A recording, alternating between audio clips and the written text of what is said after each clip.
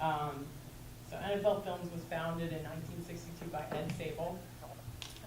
He used to take a film camera and he would shoot his son Steve playing football. And he just thought, wow, this is a cool artistic thing to do.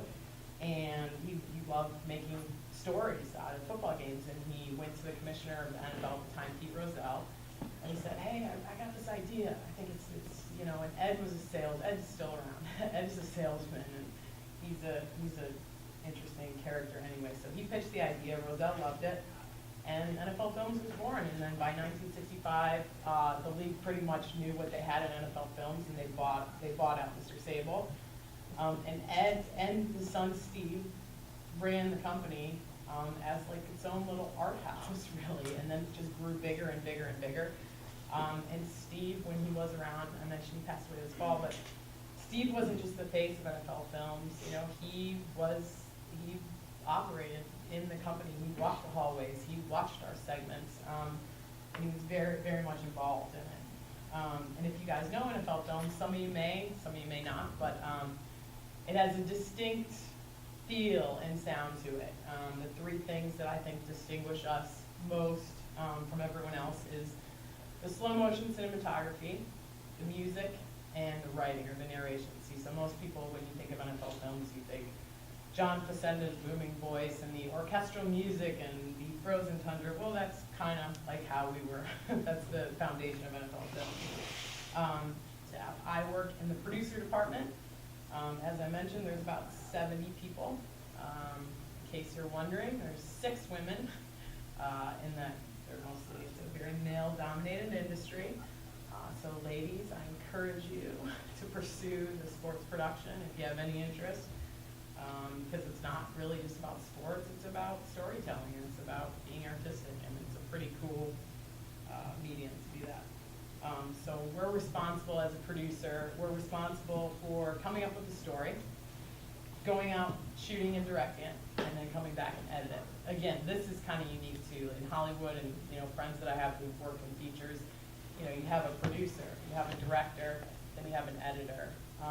We're doing all of those things. So like I'm sitting in a meeting for a show and I say, you know what, I heard that Jake Plummer, this is the example I always use, I don't know why, he used to be my favorite guy, but Jake Plummer's really into mountain biking. I want to go out and shoot something with him. So I go out and direct it, have the cameraman come, and then I come back and I sit in my office and I edit it. I have an avid media composer right in my office. So I spend a lot of time doing that. It's pretty awesome. And then you see it in post-production, of course. So you oversee all aspects of production. And writing scripts. Like writing is huge. Writing is everything. You guys know that as college students. I mean, you had to write essays to get into college, but writing, I feel like if you can write, you can do anything, so, but it's a pretty unique, all-encompassing position. And all of our shows are staffed with producers, and then we have like a show head. There's different levels in the department. You start associate producer, production assistants, junior producer, and then senior producer. So when I started, I did a ton of researching and watching more of the experienced people. And I learned the traditional NFL film style. We did the game recaps for Inside the NFL, which is, making a football game into some, Trojan-like war, which is fun, and that's like the foundation of what we do. And I tap Harry Callis' shoulder in the VO booth and cue him to read all those lines. But then I had an opportunity to go out and direct a lot of my own shoots. So, like I said, it's not just, it's coming up with a shot list ahead of time. It's coming up with the look of things. Lots of interviews with players, interviews with celebrities.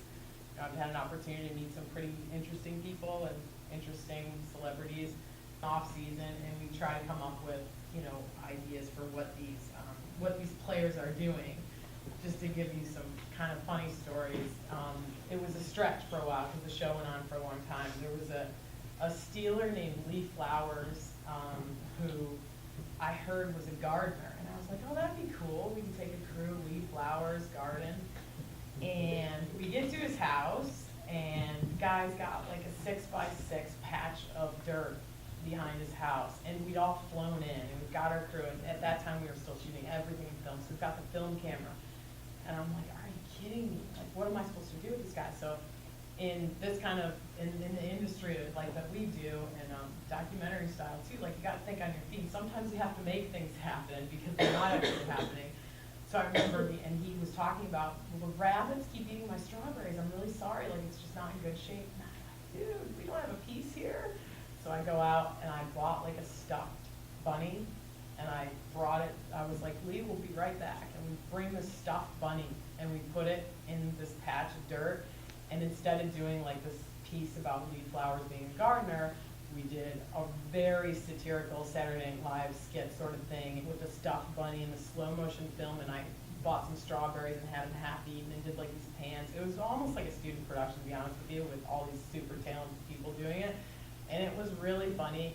And I did that a few times on that show. Like, it's just kind of thinking on your feet. There was another football player, Chad Brown with the Seahawks years ago, and I had done a shoot. He was a big reptile guy. And after I shot his reptile story, he goes, you know, I go snake hunting in the desert in Arizona. And I was like, oh, that'd be awesome. So we rented this like night vision camera, and we fly everybody down to the desert, and we're out, you know, at night. And I mean, it was just a joke. He didn't find any snakes.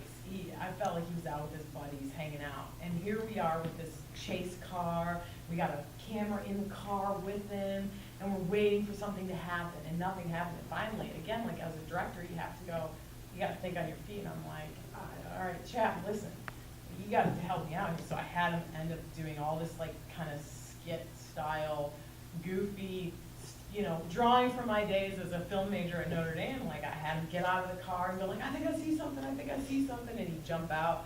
And so we'd actually, at least we made use of the, you know, the night vision camera that we rented. So that was another interesting one. One time we were in Hawaii, and we had an underwater camera there. We had 2 film cameras, and Tony Gonzalez and Brandy Chastain were gonna go snorkeling. And the guy that we had rented a boat, you know, we got all these people there. It's just pouring rain. And the guy goes, listen, you're not gonna see anything. There's no point going out. And again, I'm like, I can't believe I'm shooting another piece that's not a piece here. So I have Brandy and Tony, you know, go like this, and they put on all their gear, and we shot it in slow motion film, and we interviewed them about what it would have been like. And then we had the underwater guy, like, we're paying him for the day anyway, so we might as well use him. So he goes underwater in the harbor. So I won't bore you guys with too many of those stories, but the point is, like, a lot of times you just kind of have to roll with it in documentary land, whether it's, you know, doing things with football players or doing things, you know, with whatever subject you're dealing with. You know, you think that it's compelling, you think it's interesting, and you got to help it along.